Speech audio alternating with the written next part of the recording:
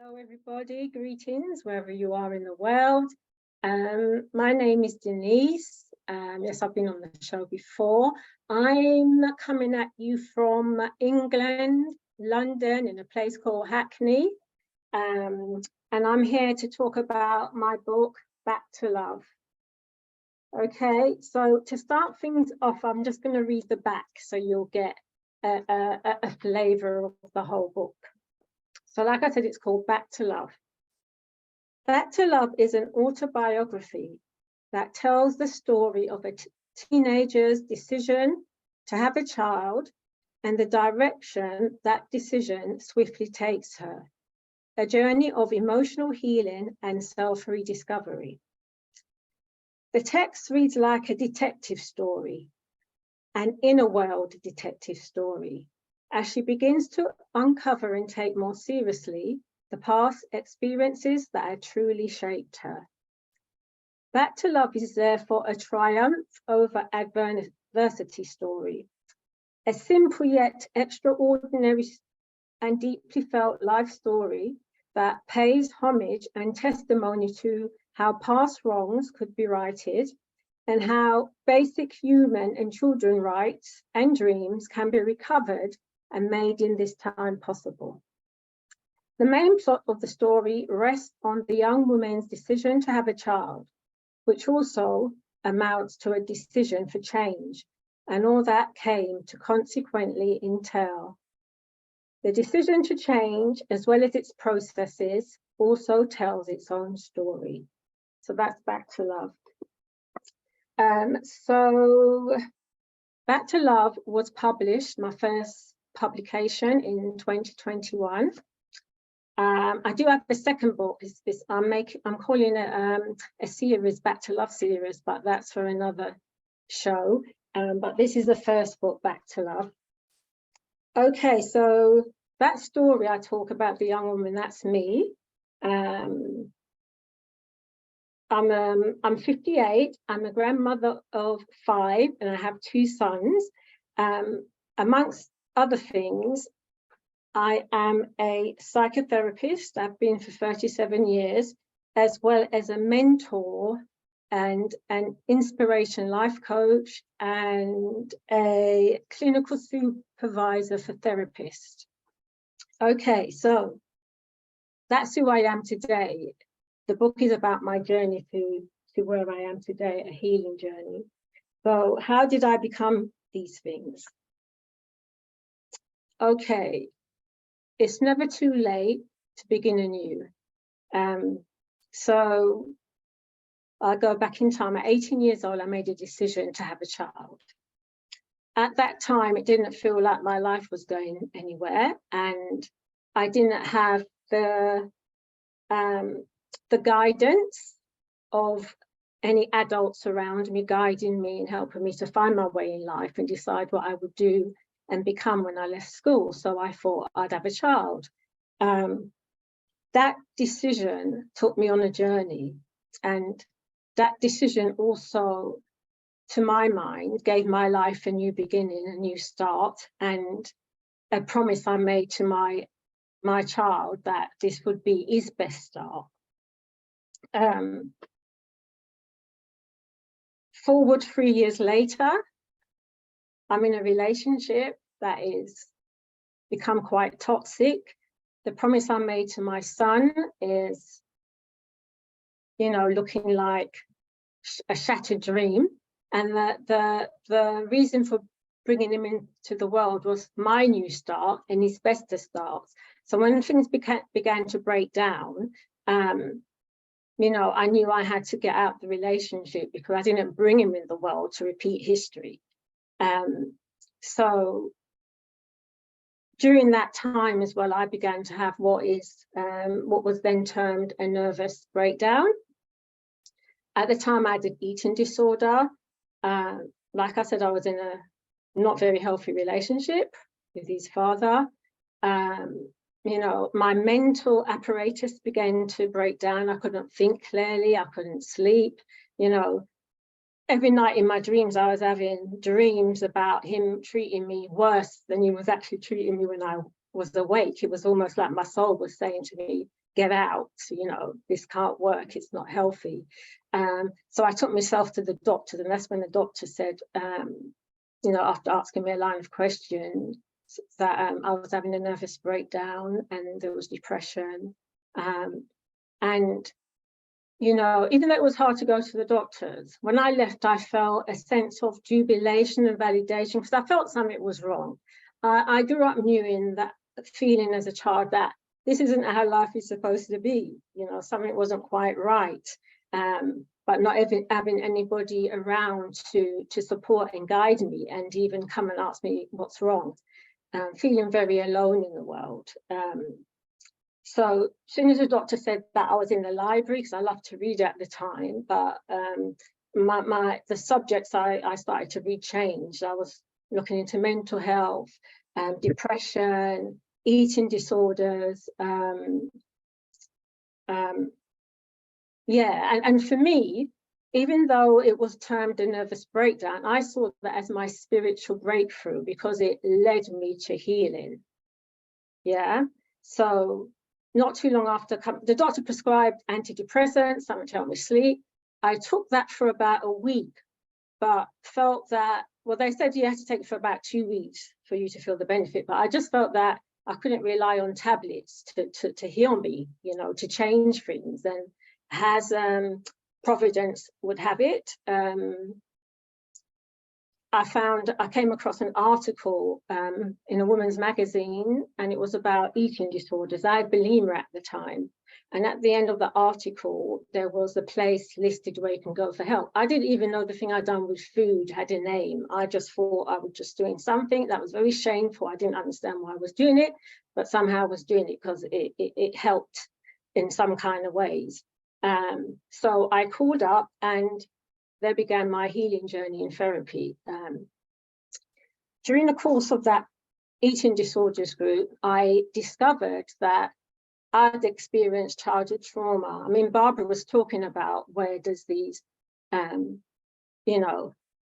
difficult and painful relationship root from, and it's very oftentimes childhood trauma. When you're in it, you think it's normal. You think it's normal as a child.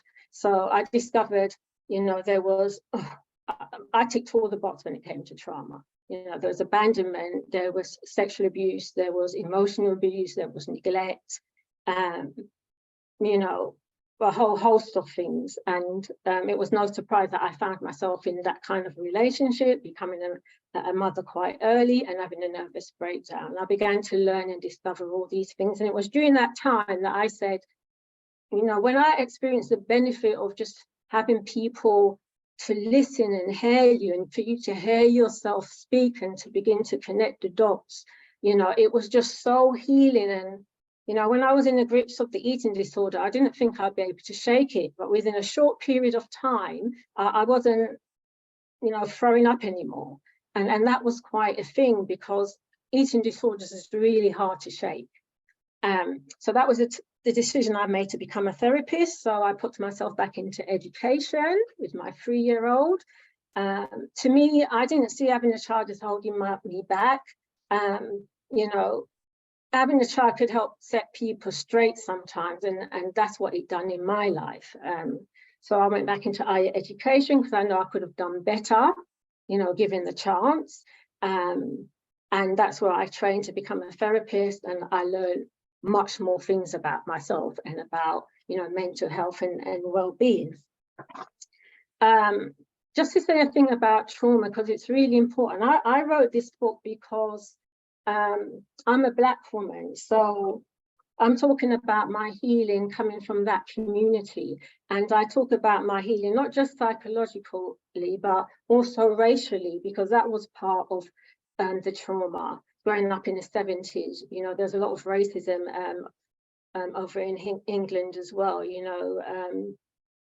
where by the time a child's 3, a Black child, I don't know if you've heard of the white black doll experiment, and it still applies today. By the time a child is 3-year-old, you tell a Black child and a white child choose the bad doll, and they're going to choose the Black child. Choose a good doll, they're going to choose the white child. That's how deep the wounded. So my healing also entailed a racial recovery. I went and I found out about our people, you know, and the fact that, you know, we didn't just enter the world stage in slavery, you know, as they teach us in school. You know, even in school, when they introduced slavery, I was, what, 11, and they were trying to approach it like it was economically viable. That, even then, that sounded, excuse the French, that sounded like crap to me. But this is how the negative messages and the trauma gets reinforced and reinforced. So my healing, which I cover in the book, is also racial. I had to go back and do my own independent investigation of the truth. I had to go back and find out about our people, who, by the way, are founding mothers and fathers of civilization. Yeah, I'm very passionate on these subjects because, yeah, we're still living in a time where we're not even covering the subject of history properly in education, and it's called education. Anyway, yeah, but I really want to also address the community as well, because we're also still struggling to understand what trauma is and how to work with mental illness or mental ill health. There's a lot of shame attached to it, and it shouldn't be, because just like, you know, we go to the doctors, we get diagnoses, we get help for physical ill health, and there's no shame attached to that. Somehow when it comes to psychological, there is. And somehow when it comes to psychological, because it's not visible like a physical wound, we tend to overlook it. But believe trauma, the impacts of trauma is addictions, it's domestic violence, it's getting into relationships where you're treated like rubbish because you don't know better, it feels familiar. It's it could be prostitution, it's low academic achievement, it's you know, there's a relationship, there's a study called Adverse Childhood Experiences. There's a relationship between childhood trauma and other adverse experiences, whether it's a parent with mental health, a parent in prison, addictions in the house. There's a whole list that it also impacts not just psychological, but physically. And there's a correlation between that and diabetes, high blood pressure, you know, obesity, cancer, the list goes on. There is a relationship between a past and a present and well-being, and we need to take that seriously. And that should be part of our recovery as a people, not just social injustice, but what we need to be doing in a community. The first environment is the childhood. It needs to be healthy so that we can raise healthy children. Frederick Douglass says, let me find the quote here. Excuse me. Frederick Douglass says, I'll try and remember it. He said it's easier to raise healthy children than it is to repair broken men. Yes, it's easier. Yeah, but as my story shows, it's not impossible to heal broken men. You know, therapy is one way. You know, obviously the ideal is to raise strong children, but if you've been through childhood trauma as an adult, if you know anybody as a child who's going through it, I really recommend this book, because this tells my healing story through the group therapies and individual therapy I went through as well over the years, because I had to keep going back because I experienced a lot of trauma. So I had to keep going back whenever I found myself needing that bit more help, that bit more therapy. There's no shame in going for help.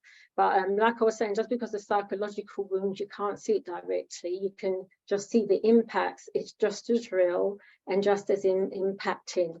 So yeah, that's what Back to Love is about. And it's not just going back. It's not just that, when I say love, I'm not talking about a wishy-washy romantic love. It's about a love where you decide to heal and you decide to live in your truth, and, you know, follow what your heart dictates, and, you know, just shine. It's about standing for something. When you've healed, it's about then turning around and helping somebody else, and it's about standing and living and even dying for something. And as we move through these times, I don't think the end of time. I think it's the end of a Babylon system that has to get overthrown because it's not correct and it's unjust. It's time for that old order. It's crumbling. As we move forward in these times, we have to get together and heal in the personal and in the collective. According to my watch, I've done 15 minutes. So so I'll just end by saying that you can buy Back to Love at all book-selling outlets worldwide. I say now my website is innersideout.net.